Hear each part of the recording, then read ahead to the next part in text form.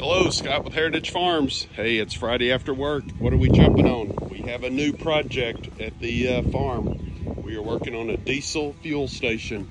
So did a little bartering, came up with an overhead diesel fuel storage tank. And we're gonna do a restoration on it. We're gonna clean out the inside. We're gonna sand it, paint it, clean it up, put a new filter, new hose, new nozzle, and get this thing fully functioning. I'm done with 5-gallon containers of diesel. More to follow. Let me know, guys, what's your recommendations to get the rust off? Appreciate your feedback.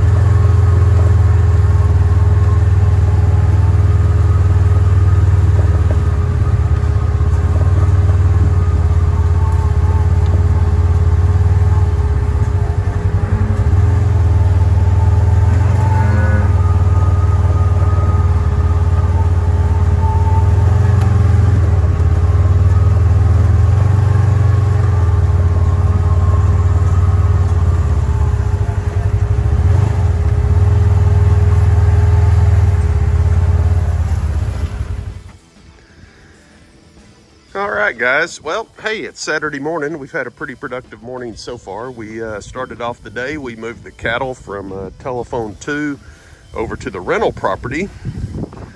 But guess what we're working on now? The power of bartering. And it's kind of a lost trade because, you know, you got to have two parties that have something the other party wants, and being able to work a deal to try to come up with that. So I had the opportunity. We had one bull calf left from Winston, which is our registered Sim-Angus bull. And boy, I'll tell you what, he was just like a clone of his dad. Looked great, performance off the chart, API index and total dollar index. And the guy was in the top 5% of Cabinese bulls, so had a good pedigree and, you know, high-end bull. So I had the opportunity to do a little bartering with the guy. And what did I get in exchange for that? Well, I traded him the bull for this Bush Hog 3308 shredder. It's an 8-foot shredder. And here's the story on this shredder. I mean, I know where it came from. Not far. Matter of fact, the guy who originally owned my tractor owned this Bush Hog shredder. And kind of like, you know, farming and agriculture is kind of an older guy's thing. No offense to the young guys out there, but so he accumulated the tractor and the Bush Hog, and unfortunately, as he got older, things didn't work out, and he just never used it much. So this Bush Hog shredder, I kid you not, it has less than 3 years use, and I bet if you calculated the hours it was actually used, it probably has less than 20 hours of use on it. When I looked under it, so I got it back here today, and first thing I did was, you know, raised it up, looked at the blades. The blades looked perfectly brand new. The only thing that upset me a little was underneath the deck. There was some shrink wrap from hay wrap around the blades, so I got that off, but the blades look good, no chinks in it. I could tell it's not been used. The only thing that made me mad was it looked kind of like it was used in wet grass at some point, because it's got a lot of wet grass stuck to the bottom side of the deck, which is not good because, as you know, that actually can cause it to rust. But the biggest issue, and I don't know, I got to look it up on the serial number to see how old it is, but I'm guessing this thing is 12 years old. I mean, it's a tank. I mean, look at those gearboxes. I checked the gearboxes. The oil is good. I just greased everything, and I'm getting ready right now to actually slip the clutch.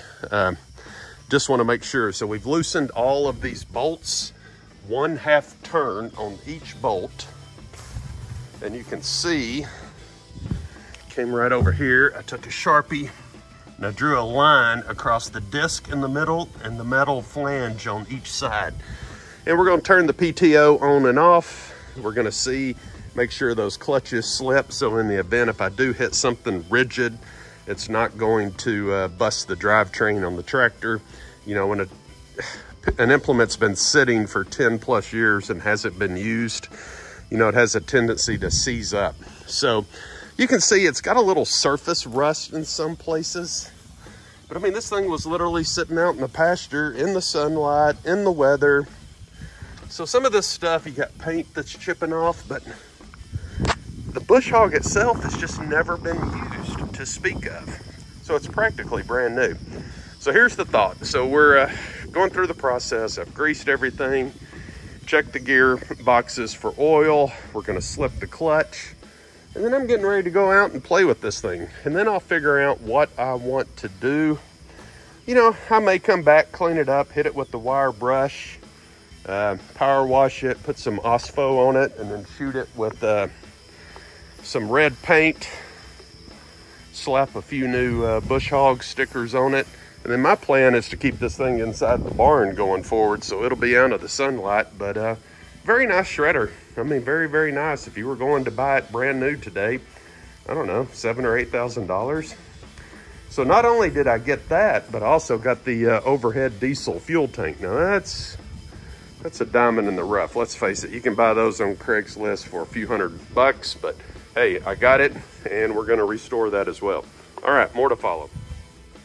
Okay, so I'm trying to slip the clutch, and you can see right here is where I drew the lines, and it may have moved fractionally. not what I wanted to see, but I only backed off the nuts 1/2 a turn on each one because it's important you keep equal pressure. So I'm going to back off another 1/2 turn on each one. And then we're going to try this again and see if we can get that line to move. In an ideal world, you want that to move about 1 inch or 2. And once again, that's a safety feature so that if you hit something out in the field and the stump jumper doesn't save you, that it keeps you from busting your drive shaft on your tractor. So, all right, we're gonna try this a second time. Okay, well this, I am so glad I did this little precautionary measure. This is a piece of maintenance that you should do every season when you start the mowing season, just to make sure this is in check, but especially on a piece of equipment that hasn't moved in probably 5 years. So anyway, so here was my mark here and here. Well, I had marks here and here on the actual disc that are in here.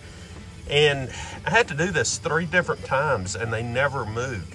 So I just kept backing the nuts off 1/4 of a turn. So I took 7 1/4 turns off each nut to get them loose enough. And then I engaged the PTO and you can see my mark is gone, my mark is gone. So those discs have actually slipped inside of those 2 plates, which means everything is working. So now I'm gonna tighten this thing back up and I'm gonna take it out for a maiden voyage and do a little spot shred. Whoa, okay guys, well, I'm back shredding. Boy, look at the hay meadow, it's looking pretty good. The Bahia grass is doing good. Got a few weeds in it, but for the most part, that's probably the best the hay meadows look. We've been very fortunate, but I gotta get on the weed killing. But hey, look what we're doing. Hey, that's not a John Deere HX15. What is that? It's a Bush Hog 3008 8-foot rotary cutter. A new addition to the Heritage Farms arsenal. And I'll tell you what, I kind of dig it. It's not as efficient as the HX15, but you know, for small little areas like this is a, I don't know, 5 or 6 little acre paddock, you know, this will make a pretty quick workout of it. It's a lot easier to maneuver. It's a lot easier on the tractor. The tractor handles this with no problem, whereas the 15-foot critter, that's a beast, man. That is a thing. You got to be on your game. So this is almost like